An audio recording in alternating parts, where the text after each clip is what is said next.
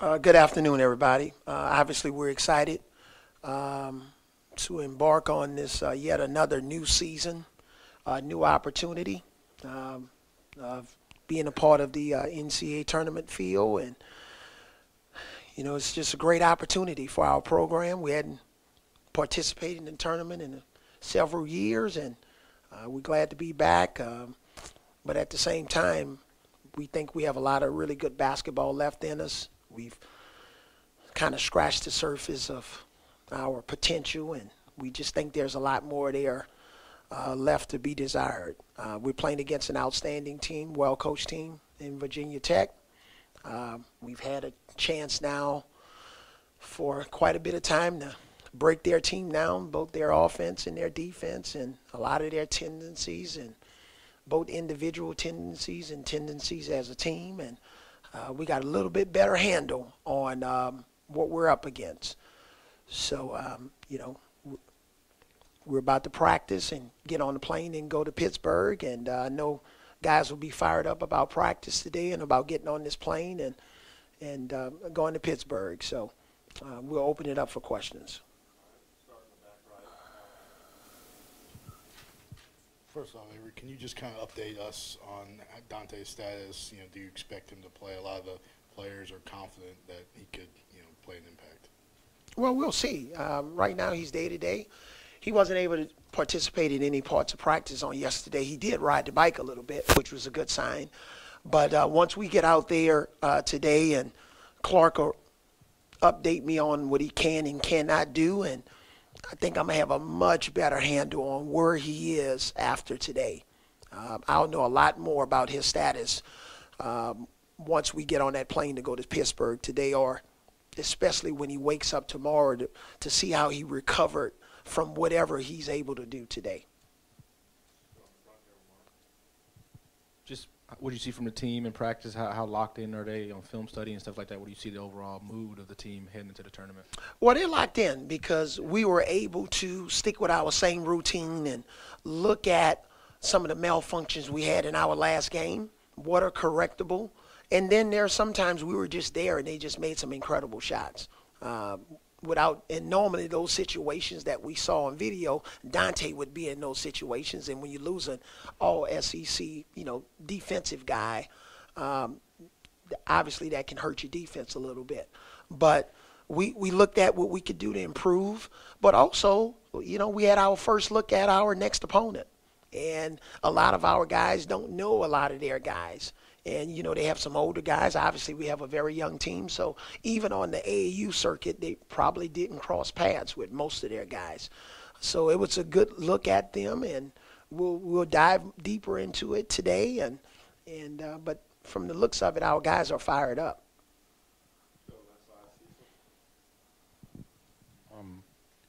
Coach, partly due to injury, you had 3 different starting lineups in 3 games in St. Louis, but just looking at as you say, you've got a better handle on Virginia Tech now.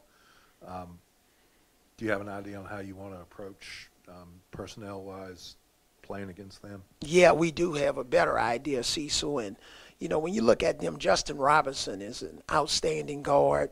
He's the leader of their team. He's the engine. They have a lot of other really good players. Obviously, Justin Bibbs, the 2 Justins, Justin Robinson and Justin Bibbs, are guys that know how to make plays. They have a ton of experience. One guy's a junior, one guy's a senior. So we have a better handle. They got 9 guys that can shoot threes. They spread you out. But fortunately, in SEC playing in our non-conference, we played against a lot of different offenses. And I think now when we tell our young team something about, Justin Robinson is a really good player. I mean, he's really good. He's terrific. He's talented. I think they'll respond better now. There were times during the regular season we'll tell them about a certain player. They believed us about Trae Young, but they didn't believe us about some of the other players in our league. But now, since they know it's do or die, whatever we tell them, they're taking it like it's the gospel, which is a good feeling. First off, did you get any idea of how severe the concussion was with Donta? Okay. And you guys have a few common opponents with Kentucky, Ole Miss. How much can you draw from those games? You can draw a little bit. I think everything's on the table. When you go back and break down a team, you're not just breaking them down in their last game. You're basically breaking their entire season now. So you go back to the non-conference, when they play Kentucky, or you go look at a game if it's St. Louis. You just look at their entire body of work. You can't look at just their recent games. You look at, when they played against zone defensive teams or man-to-man teams. So everything's on the table.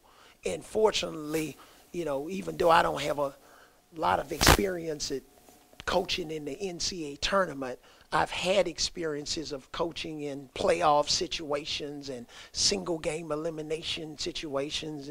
But we have some other guys on the staff like Pelfrey, who's, this is like riding a bike for him. He's seen this a million times. So we also lean on those guys with their experiences from places that they've been before they were on the staff here at Alabama. Hi, just talk a little bit about what it means to be back after 5 or so years and to be back in this tournament and what kind of mindset you're in right now. Well, it means a lot. The guy gave me a complimentary coffee this morning at the coffee shop. That was the first time he did that since I've been going there for 3 years. So I guess it's a big deal, right? That was supposed to be funny. I guess you guys not in the laughing mood. But it's a big deal. We provided so much joy for so many people. The place where I have my radio show, they were watching the game against Texas A&M, and they said it was basically like a Super Bowl in there when that shot went in from Colin. And then the next game when we, beat our rival, and you hear about people that were in restaurants and in their homes, or, Dana, our gymnastics coach, talked about how they were watching the game on the bus on the way to a trip, and the bus just basically exploded. So it means a lot to so many people. But I think now that we're here and we've kind of had that breakthrough moment of getting back, basically I'm just asking our team, what's next? Are you satisfied that your name was called? Or, how long do you want to play? And when we play right, we have a chance to be pretty special when we play right. But this is a perfect place for us. I said it going into the season in the SEC tournament. Basically, it was single elimination. And it's just great to see how they responded. We talked to Dazon, and he said Virginia Tech reminds him a lot of Auburn. Do you agree? And if so, is it helpful that you just played this Auburn team and had so much success against them?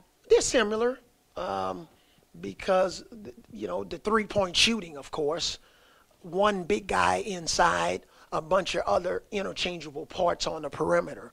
So, it's helpful that we've played against that style of play recently, but at the same time, we got to execute. I don't know if they want to be compared to that team. That might be an insult to them. I don't know. But they're an experienced team. We both are obviously playing in conferences that place a combined 17 teams in the tournament. So that means we've both had stiff competition. Coach, both of these teams have really good wins this season, but have also struggled to stay consistent.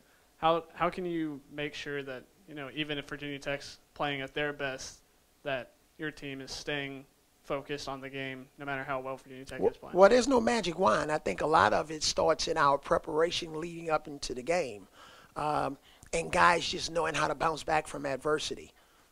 There was in the non-conference and early in conference play and in doing the losing streak, just trying to get us to move on to the next play when things don't go well was a challenge. But I've seen, some steps in the right direction in terms of maturity. The guys that we're playing against, they scout. It took me 10 games to get our young guys to understand the beauty of a scouting report. When we're scouting another team and how much you're going to be scouted by that team. So it's been a work in progress all year, and I just think all of the small minor details of the game is significantly important, and I think they're starting to grasp that. Coach, you've never coached an NCAA tournament. For you personally, I know you have coaches on your staff who have, but for you personally, what is that like compared to coaching in the NBA Finals, winning the championship? For you personally, how is it different? How are you balancing that? Are you taking any experience away from your time in the NBA, just for you personally? Yeah, and it's still basketball. At the end of the day, you got to get back on defense. Alabama has to pass the ball at players that have Alabama jerseys on it. So whether it's in the NBA or college, it's the same thing, because if you don't, then that's going to lead to transition baskets for our opponents. We have to rebound. We got to space the floor properly. So whatever level you're on, it's still basketball. Now, I would say, on this level, obviously it requires a lot more patience because you're dealing with young guys. And nobody on our team has experienced this. We have a lot of guys, and I wanted this for Riley Norris, and unfortunately he can't participate in the tournament. So we just got a bunch of young guys, and I just think they feed off of my energy. And that's why here recently I've just tried to teach and talk to them and work with them. And, I've kind of reduced the decibel level in my voice, trying to get them to respond to what I'm talking about. But it's still basketball, and it's basically win or go home. We got 3 more questions. Barry, start with you in the front there. Coach Johnson, you mentioned about the fact that they have 9 guys that can shoot the 3, but defensively they allow under 30% for their opponents making the 3. On tape, what jumps out on them defensively? Boy, they do a great job of shrinking the floor. They really shrink the floor. They contest shots. They take charges. They protect the paint. They make you go to sometime your 3rd and 4th option on offense. And sometimes if you're impatient and you want to just take a quick shot, or you have poor shot selection, they feed off of that. So they do a good job of really shrinking, what we call shrinking the floor, and making their man-to-man look like a zone. Kind of along those lines, but the fact that they are such a successful 3-point shooting team, you're defensively, you've done really well in the SEC as a whole, but there have been games again that an opposing team like Auburn or others, like Kentucky, took advantage of some issues. How do you fix those things, knowing that this is a kind of a win-or-go-home situation that you have to close out and some of that kind of stuff? Well, we just continue to watch video and see what the problems were in those areas. Some of it is just our inability on offense to take care of the ball, because if you're running back on a 4-on-3 or 3-on-2 or 5-on-4, good teams find the open man. So I think it has more to do maybe with us not taking care of the ball. You look at our first half against Texas A&M, 3 turnovers. 3 turnovers, 12-point lead. Start feeling pretty good about ourselves. We turned the ball over 3 out of the next 4 possessions or whatever. And some of those, possessions can lead to 3-point shots. So I just think ball security, it's not always our defense as much as it is us taking care of the ball.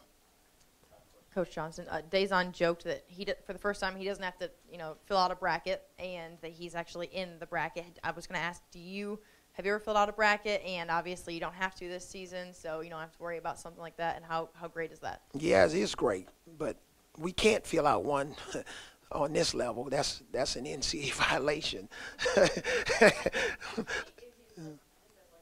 No, I know, but I'm saying I used to, but not anymore. I haven't filled out one in 3 years.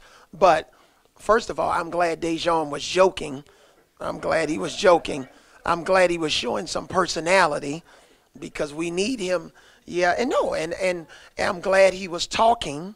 So I'm expecting that to carry over on the court on offense and defense, that he's going to talk. And sometime maybe have a sense of humor, which, in situations have kind of relaxed our team a little bit and made them play loose and relax. But this is a great opportunity, guys. Anything. I told my team this before we went to St. Louis. Anything can happen, all right? And when we play right, who knows? So, thank you.